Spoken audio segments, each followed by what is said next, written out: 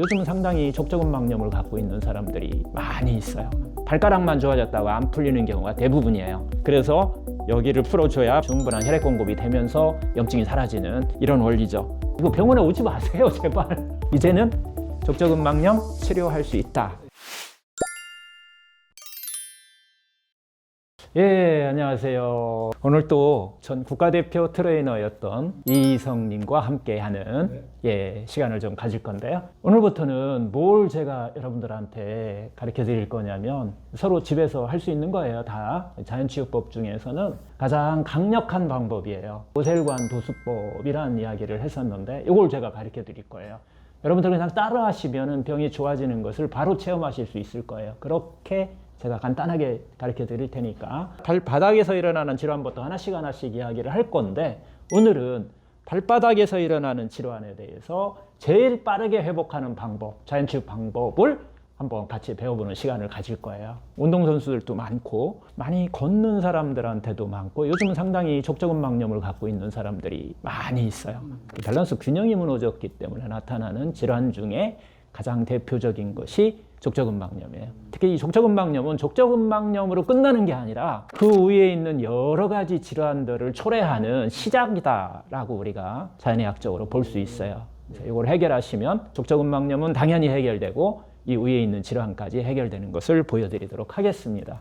족저근막염이 있으시다라고 하면 첫 번째 봐야 될 것이 있어요. 발가락입니다.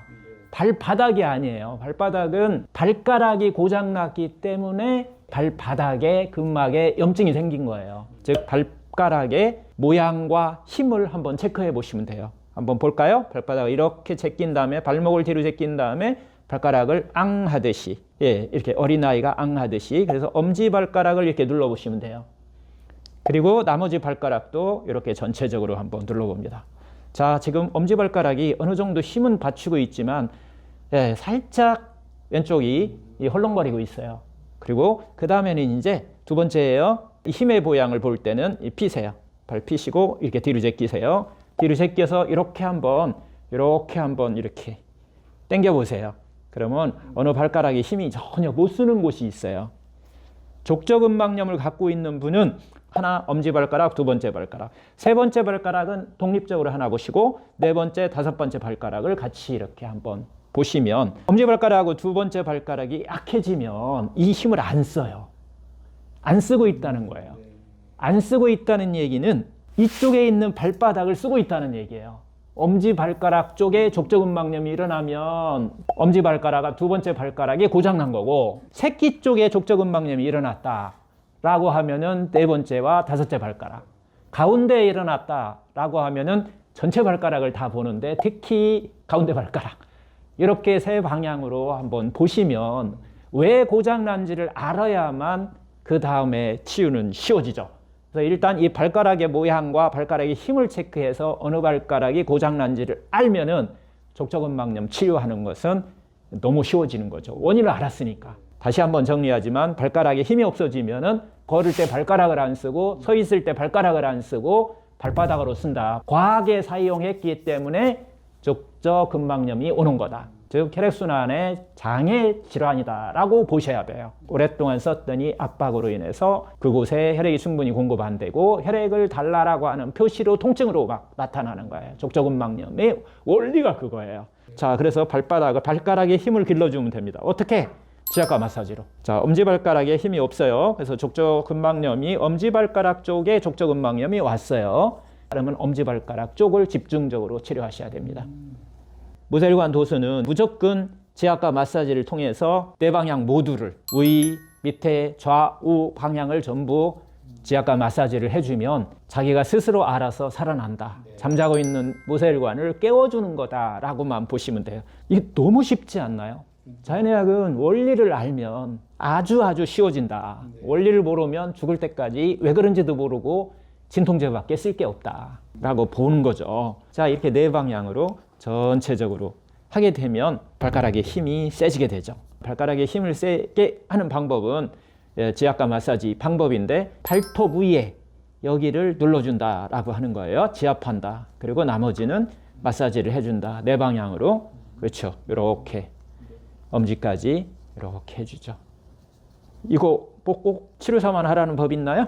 의사란 하라는 법 있나요? 혹시 집안에 족저근막염으로 고생하시는 분이 있으면 친구도 좋아요. 뭐 가족도 좋고 직접 한번 해줘 보세요. 이게 한 번에 좋아지진 않아요.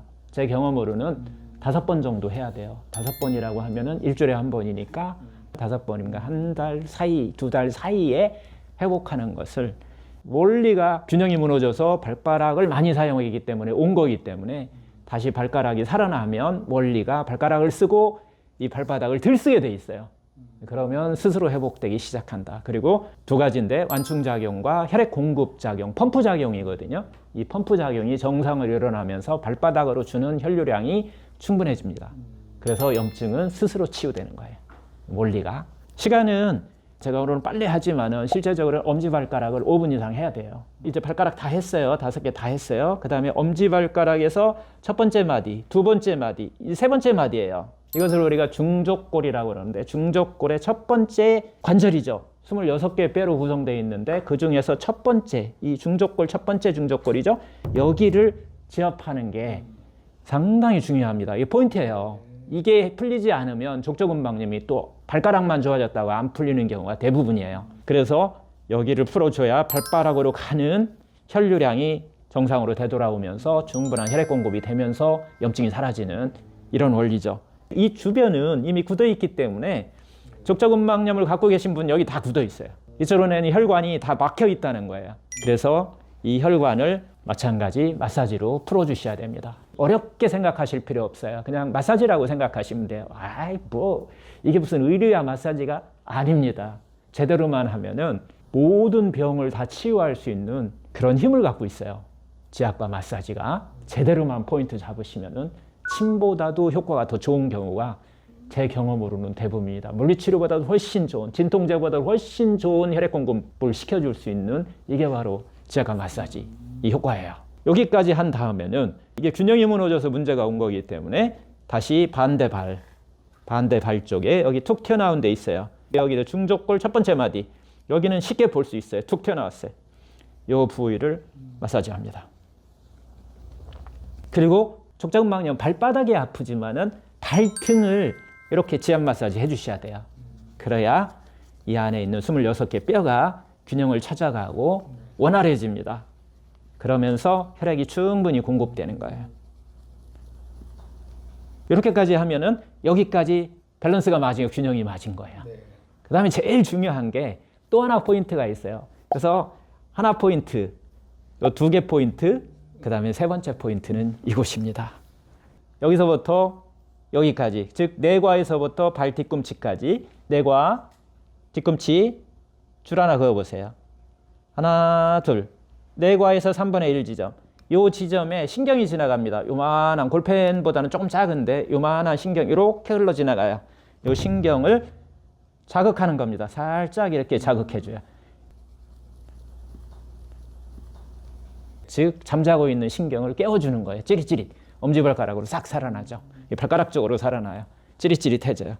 그러면서 얘가 풀리면서 혈관의 혈류량이 많아지고 증상이 치료되는. 심플하죠? 네. 다 끝난 거예요. 와, 다리 없는 것 같아요. 네, 가벼워지잖아요. 네. 따뜻해지잖아요. 네. 벌써 혈액이 왔잖아요. 충분히 혈액이 왔죠. 네. 그러면 여기에 있는 염증이 있는 것이 사라진다는 거예요. 꼭 균형을 맞춰주는 게 제일 중요하니까 네. 아픈 쪽 말고 네. 안 아픈 쪽도 해주셔야 돼요. 똑같이 해주셔야 돼요. 그래야 두 개가 균형을 맞추고 살아납니다. 나머지 발가락도 이렇게 해주는데 제일 중요한 것은 대체적으로 족저근막염 자체가 발가락에 영향을 받지만 엄지하고 검지, 새끼 이 영향을 제일 많이 받아요. 그래서 여기를 살려주는데 나머지는 발가락 전체를 살려준다라고 생각하시면 돼요. 그리고 발바닥을 다 한다면은 이렇게 한번 긁어주면 발바닥을 긁어주면 발바닥에 굳어있는 다양한 인대, 근육, 혈관들을 이완시켜주는 작용을 하죠. 그리고 항상 얘기했듯이 엄지발가락 쪽에 누르는 거. 다시 또 반복이죠. 요 뇌과하고 요 발가락 누르는 거. 요거 신경 살려주는 거. 신경 깨워주는 거. 바로 또 한번 보셔야 돼요. 앙 해보세요. 이 힘이 아까보다 처음 시작해볼 때 단단해진 것을 금방 내 느낄 수 있어요. 이건 5분도 안 걸려요. 한 3분 이내에 이게 다 이 힘이 딱 생기는 것을 느낄 수 있어요.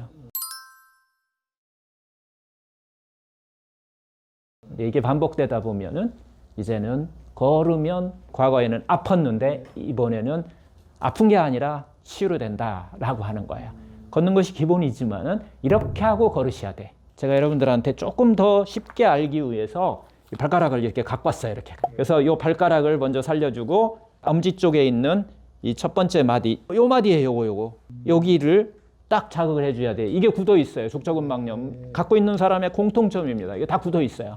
여기를 풀어주고 그 다음에 여기서부터 여기까지 들어있는 여기서 신경이 이렇게 지나가는데 이 신경을 깨워주고 이 세 가지 원리를 가지고서 족저근막염을 한번 치료해 보시면은 제가 지금까지 경험한 것으로는 제일 확실한 효과와 빠른 효과를 동시에 체험하실 수 있다. 이제는 족저근막염 치료할 수 있다라는 확신을 가지고 믿음을 가지고 한번 가족끼리 그리고 친구끼리 한번 해보시면 좋을 것 같아요. 하나 또 말씀드릴 거, 이거 병원에 오지 마세요, 제발.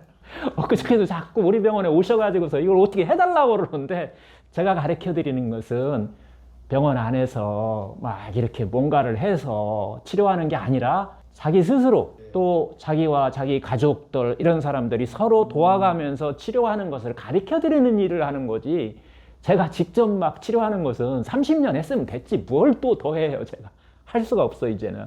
그래서 이걸 또 하는 치료사들을 양성하고 여러분들이 스스로 치유할 수 있는 방법을 제가 가르쳐 드리는 거니까 그거 좀 양해해 주셨으면 좋겠어요. 멀리서 오셔가지고서 병원에 입원해 달라고 그러고 그렇게 하시면 제가 이거 못해요. 앞으로 계속 이야기할 겁니다. 발바닥부터 시작해서 질환별로 해서 여러분들이 갖고 있는 것들을 자연치유하는 방법을 얘기해 드릴 테니까 유튜브 잘 보시고 또 하나씩 따라해 가면서 한번 하셨으면 좋겠어요.